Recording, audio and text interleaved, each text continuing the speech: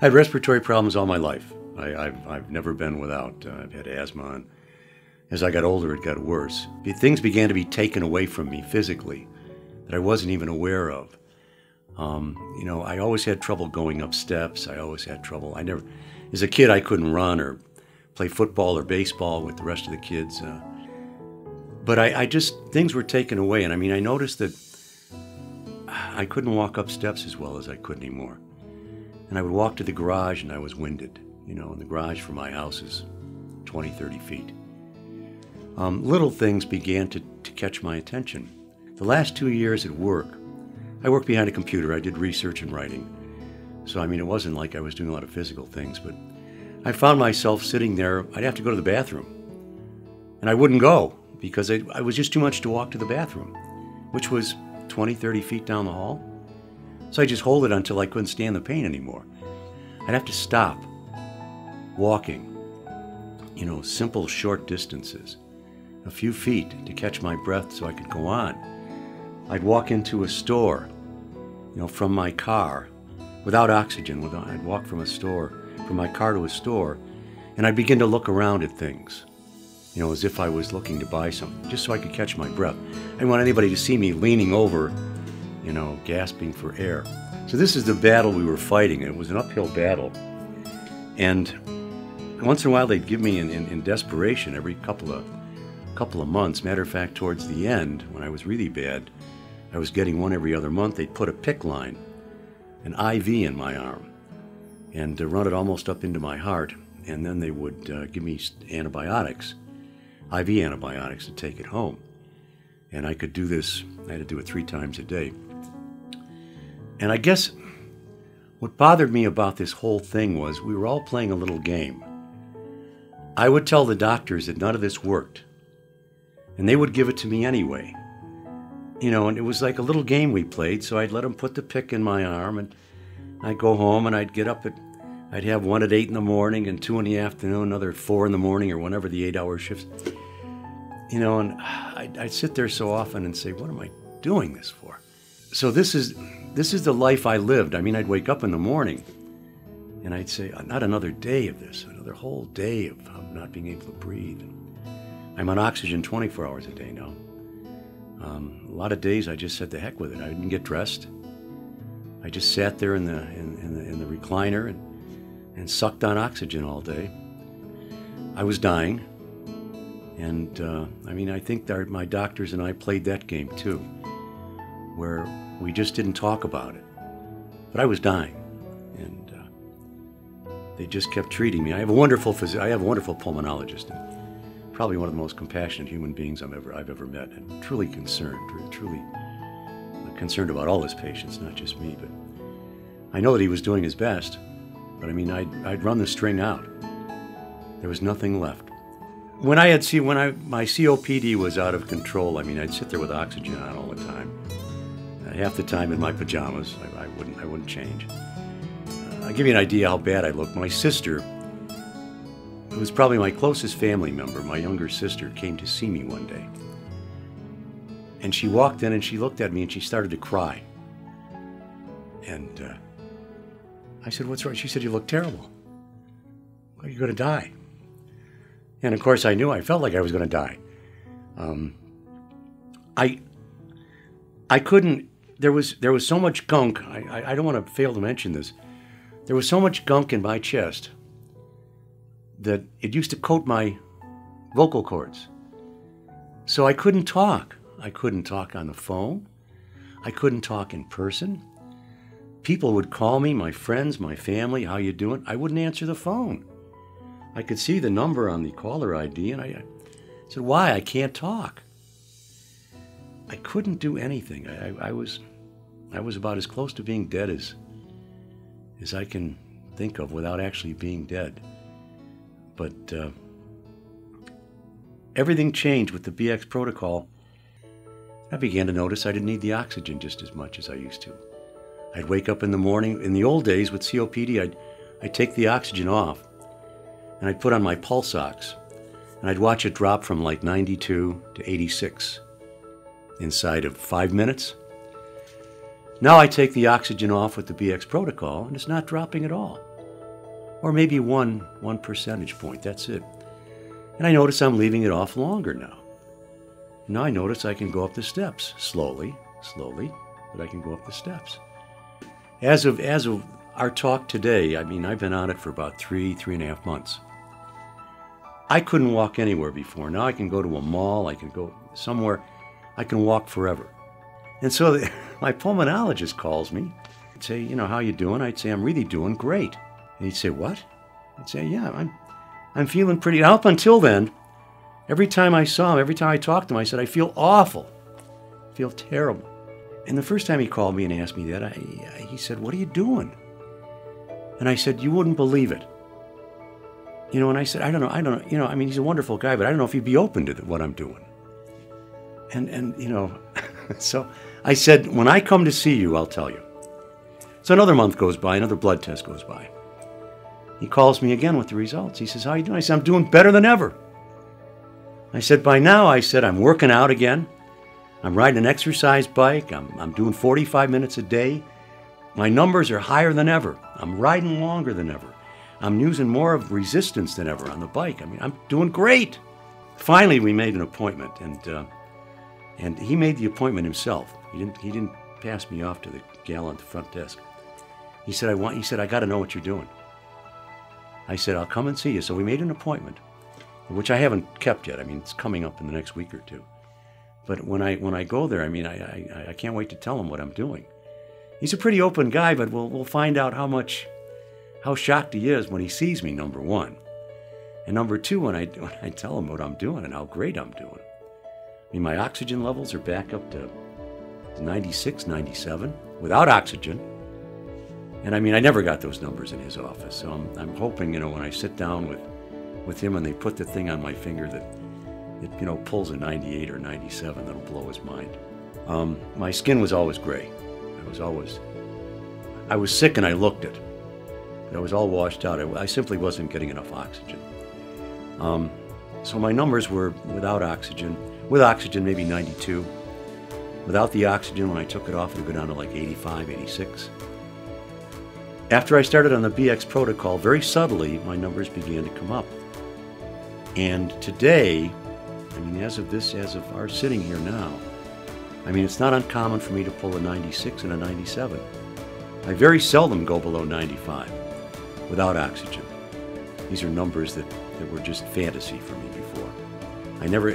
When I was younger, I didn't pull these kind of numbers. Several weeks ago, I had hernia surgery done. And I went in for the pre-admission testing to the hospital. And they didn't know anything about my COPD. But I went in there, and one of the things they do is they check your pulse ox. They put the thing on your finger. And the girl did that, and I'm watching the thing on the wall. And it comes up 97. And it hangs there, it just stays there. And the girl said, oh, she said, that's very good for someone with COPD. And I thought, if you only knew, I want to get out of this chair and spike this pulse ox thing. 97. It was unbelievable. Fabulous. Amazing. Nothing short of miraculous. And that was with the BX protocol. That was about 3 weeks ago. I can tell you right now that I used to get slightly winded going up steps, or if I had to walk for quite a distance, I'd begin to get a little bit winded, and that's gone now. I'm working out 5 days a week on a stationary bike. Back when I was really ill, I was on a lot of prednisone, a steroid, and my heart rate at rest would be 120, 115, 122. And now when I ride my stationary bike, I have to ride hard. I have to increase the resistance to get my heart rate up to that 115, 120 beat per minute level that I was getting just sitting on the steroids. So I mean, my heart rate has become more efficient, my lungs have become more efficient. I'm working harder to get aerobics from my workouts. So I'm able to do a lot more without having to take a break. Matter of fact, we just went to Niagara Falls a couple of weeks ago. And if you've ever been to Niagara Falls, everything is uphill from the falls, and you have to walk down to get to the falls. And there were some pretty severe hills, and I was able to handle all of them without getting winded, except there was one big hill. I had to do that in 2 bites. But aside from that, I mean, I was able to handle everything. I was able to handle the steps, the inclines. It was pretty amazing. In February of 2013, I started coughing up blood late at night. My wife rushed me to the hospital. They kept me for a couple of days.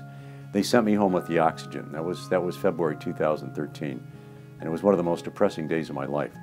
A year later, in 2014, February, it's my birthday month, and this past February I gave myself the greatest gift of all. I canceled my oxygen service.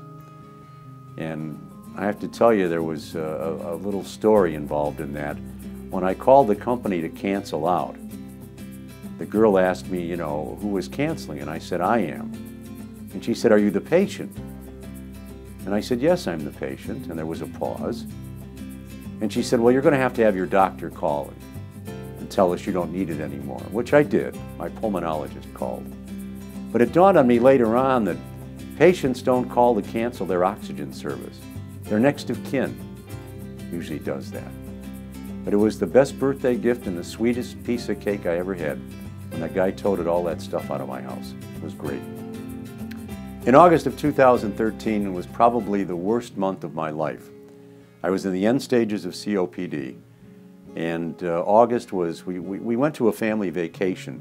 Every year we rented a big house somewhere different in Michigan or Pennsylvania, New York, and the whole family gets together, and this year I went. And it was just awful because I was on oxygen by this time. I had an oxygen concentrator, a large one that I brought with me. I had a smaller portable one. And all I did for that entire week in Pennsylvania, in the mountains of Pennsylvania, on this vacation was sit there with a cannula on my face and inhale oxygen. That's all I did. I was incapable of doing anything else, going to the bathroom maybe. As a matter of fact, I couldn't even get into the shower because the steam and the water just terrified me so much. It clogged me up. So I finally did take a shower there. I had to keep the oxygen on. So that was August of 2013. It was a terrible, terrible vacation. I couldn't wait for the week to be over. I started the BX about a week after we got back. And then a few months later, after being on the BX for, I don't know, about 5 or 6 months, we went to Ireland in March of 2014. And we were up north in Ireland, and it's windy and it's cold, and this was March, and the weather was a lot like it is in the Northeast here in the United States. It was cold and windy, and I had a great time. I went without oxygen. I never thought about taking the oxygen with me. I took an inhaler with me. I had these rescue inhalers that I've had since I was 8 or 9 years old. And I took one with me just in case. It was my safety blanket. And I never touched the thing. Matter of fact, I haven't used any inhalers at all since November of 2013. So it's coming up on a year since I've even touched an inhaler. But the difference in the 2 vacations in Ireland, I was able to walk up these hills, and I had a great time. An Irish wedding. If you go to Ireland for an Irish wedding, you should know, take your BX, because they start at 1 o'clock in the afternoon and they don't end until 5 or 6 the next morning. You need your BX just to make it through an Irish wedding. But we had a wonderful vacation, and the whole thing was without oxygen, without inhalers, without anything. It was great. When my doctor, many years ago, 10, 12 years ago, diagnosed me with COPD, I didn't realize what that meant at the time. I mean, I had an inkling that it was not good. But in looking back now that I've recovered my health, I look back and that diagnosis of COPD was a white surrender flag. What my doctor was doing was he was saying, look, there's nothing we can do for you. If I was an automobile, what they did for me was they covered the check engine light on my dashboard. In the meantime, the car was getting bad, but I couldn't tell because they were put me on medications that made my symptoms better. But essentially, a diagnosis of COPD was, there's no hope. So what we're going to do for you is we're going to try and make you feel better.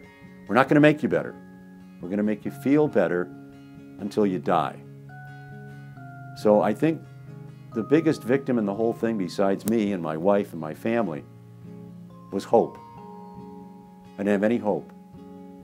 And I mean, I think that was that was one of the elements that was killing me, along with the COPD, was I didn't think there was a chance. Then along came the BX, and I cannot tell you, it not only restored my health, it restored my hope.